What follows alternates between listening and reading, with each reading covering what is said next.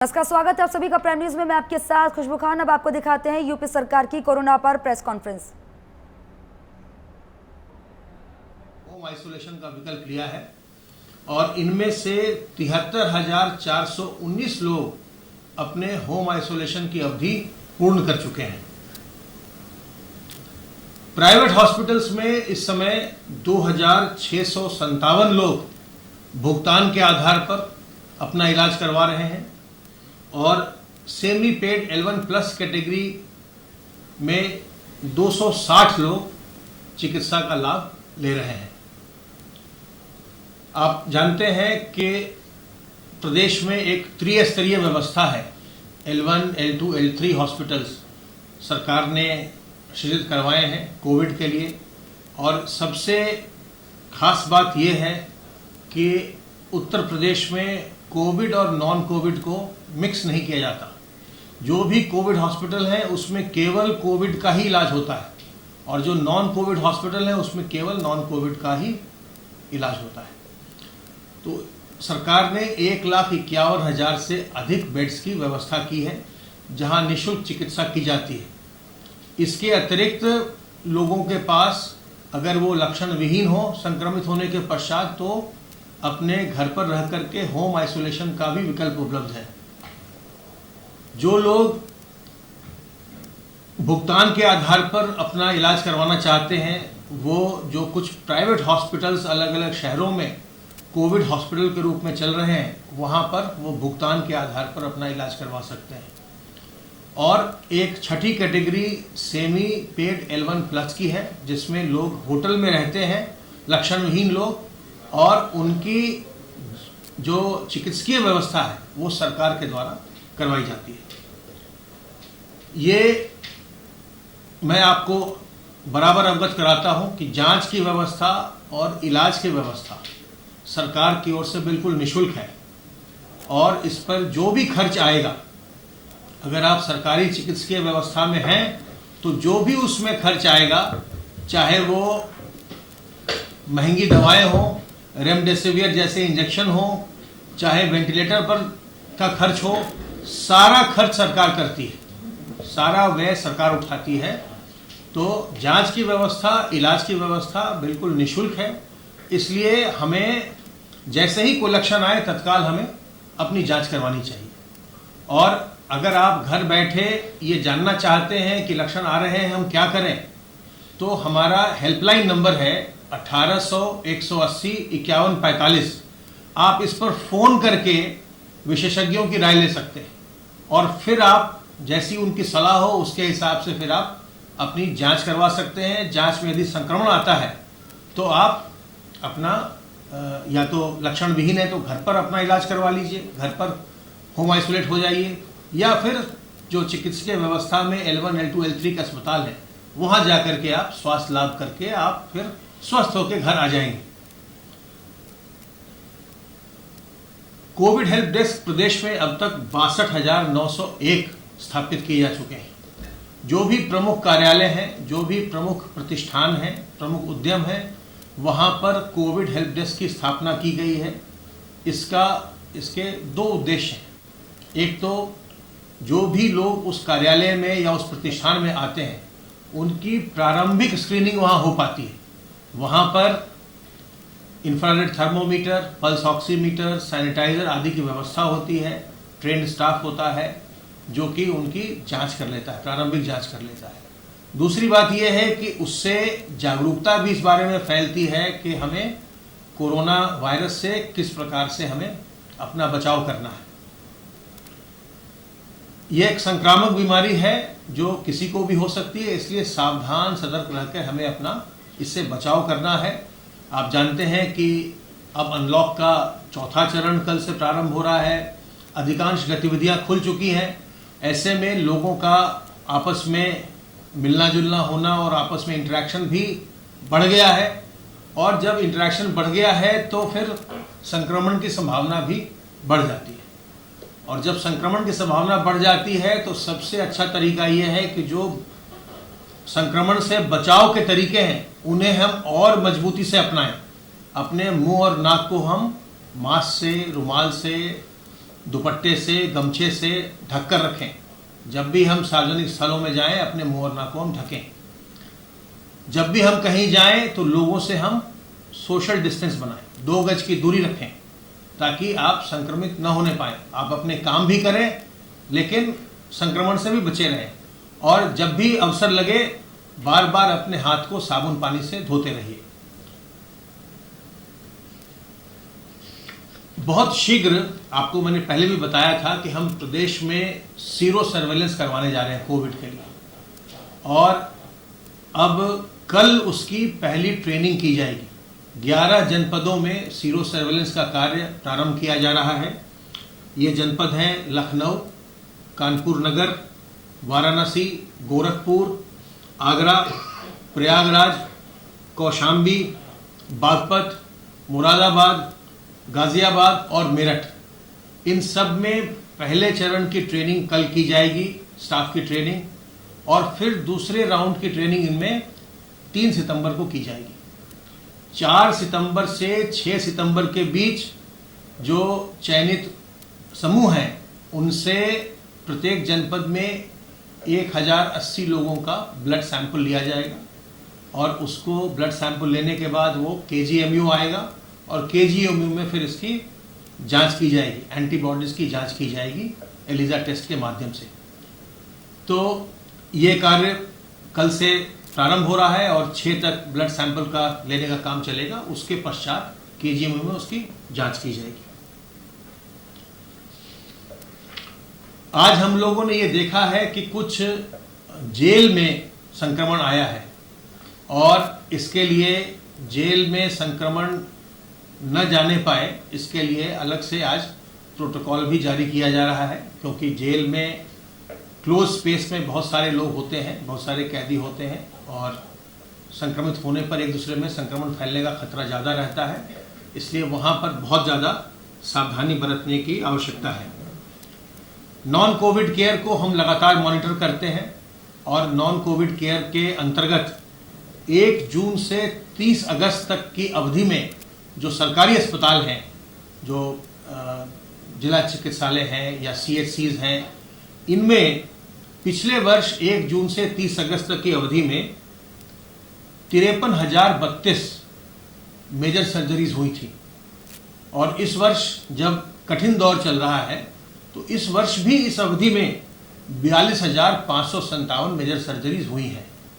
इसी प्रकार से इस अवधि में 89,238 माइनर सर्जरीज हुई थी। इस वर्ष 66,845 माइनर सर्जरीज हुई हैं। जो महिला चिकित्सालय हैं या जो हमारे FRUs हैं, जहां बच्चों की डिलीवरी होती है, इसको भी हम मॉनिटर करते हैं, ताकि जो गर्भवती महिलाएं हैं, इनको अपने प्रसव के समय किसी प्रकार की कठिनाई न हो। और 29 तारीख को, यानी परसों, सरकारी अस्पतालों में जो हमारे FRUs हैं या जिला महिला चिकित्सालय हैं, उनमें 6,143 बच्चों का जन्म हुआ, जिसमें 5,959 नॉर्मल डिलीवरी के द्वारा और 184 सिजेरियन सेक्शन के द्वारा उनका जन्म हुआ। तो अंत में मैं आपसे फिर अनुरोध करूंगा कि सावधान रहिए, सतर्क रहिए, संक्रमण से बचे रहिए, खुद भी बचिए, दूसरों को भी बचाइए। और विशेष करके जो हमारे बुजुर्ग हैं, गर्भवती महिलाएं हैं, छोटे बच्चे हैं, और जो पहले से जो लोग बीमार हैं, कैंसर है, डायबिटीज़ है, हाइपरटेंशन है, हार्ट की बीमारी है, किडनी की बीमारी है, इन लोगों को हमें बचाना है और इन्हें स्वयं भी अपना बचाव करना है। सावधानी बरत के हम संक्रमण को प्रदेश में नियंत्रित रख सकते हैं। बहुत ही बड़ा प्रदेश है, आप जानते हैं कि सबसे ज़्यादा जनसंख्या वाला प्रदेश है, 24 करोड़ के लगभग आबादी हो चुकी है। लेकिन फिर भी संक्रमण यहाँ अभी सीमित इसलिए है क्योंकि आपने अपने सामाजिक उत्तरदायित्व का निर्वहन किया है, और आगे भी ऐसा ही करिए। संक्रमण से बचिए, स्वस्थ रहिए, प्रसन्न रहिए।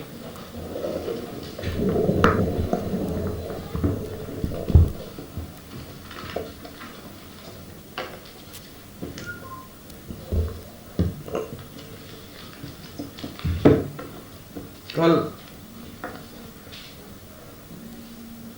माननीय मुख्यमंत्री जी के मार्गदर्शन में भारत सरकार की कोविड गाइडलाइंस अनलॉक की गाइडलाइंस के क्रम में प्रदेश स्तर की भी अनलॉक की गाइडलाइंस जारी कर दी गई हैं। कंटेनमेंट जोन के बाहर जो अनुमन्य गतिविधियां हैं उसमें स्कूल, कॉलेज, शैक्षिक संस्थान और कोचिंग संस्थान अभी भी 30 सितंबर तक बंद रहेंगे। यद्यपि ऑनलाइन दूरस्थ शिक्षा की अनुमति रहेगी। 21 सितंबर के बाद टीचिंग नॉन टीचिंग स्टाफ में से 50% स्टाफ को ऑनलाइन शिक्षा परामर्श संबंधी कार्यों के लिए बुलाया जा सकता है और इसका भी स्टैंडर्ड ऑपरेटिंग प्रोसीजर जो है भारत सरकार के स्वास्थ्य एवं परिवार कल्याण मंत्रालय द्वारा जारी किया जाएगा।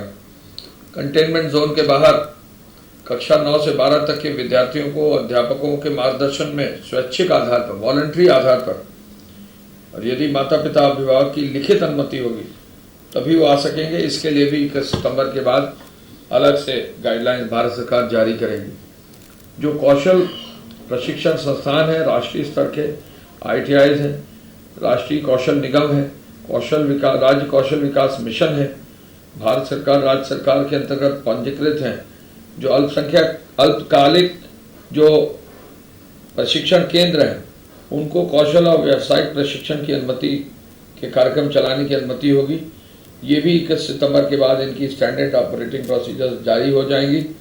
उच्च शिक्षण संस्थानों में PhD शोधार्थियों द्वारा तकनीकी और व्यावसायिक प्रोग्रामों में जो है उनको भी अनुमति होगी, लेकिन ये भी शर्तों के अधीन की दी जाएगी जो भारत सरकार के उच्च शिक्षा विभाग से विचार विमर्श के बाद दी जाएगी। 7 तारीख के बाद मेट्रो रेल के भी चरणबद्ध चलाने के अनुमति रहेगी और 21 सितंबर के बाद समस्त सामाजिक, अकादमिक, खेल, मनोरंजन, सांस्कृतिक, धार्मिक, राजनीतिक कार्यक्रम, समूह गतिविधियों के लिए अधिकतम 100 व्यक्तियों तक शुरू में अनुमति होगी। फेस मास्क का प्रयोग आवश्यक होगा, सोशल डिस्टेंसिंग आवश्यक होगी, थर्मल स्कैनिंग, हाथ धोने की व्यवस्था अवश्य की जानी चाहिए। जो शादी समारोह है उसमें 30 व्यक्ति तक का अधिकतम और अंतिम संस्कार में फिलहाल 20 व्यक्ति तक की अनुमति है। 20 सितंबर के बाद जो है इसमें 100 व्यक्तियों तक की सीमा लागू रहेगी। सिनेमा हॉल अभी भी बंद रहेंगे, स्विमिंग पूल बंद रहेंगे, मनोरंजन पार्क, थिएटर, सभागार ये अभी बंद रहेंगे और ओपन एयर थिएटर जो हैं वो 21 सितंबर के बाद उसकी अनुमति रहेगी। अंतर्राष्ट्रीय हवाई यात्राएं जो है भारत सरकार की अनुमति के अतिरिक्त अभी बंद रहेंगी।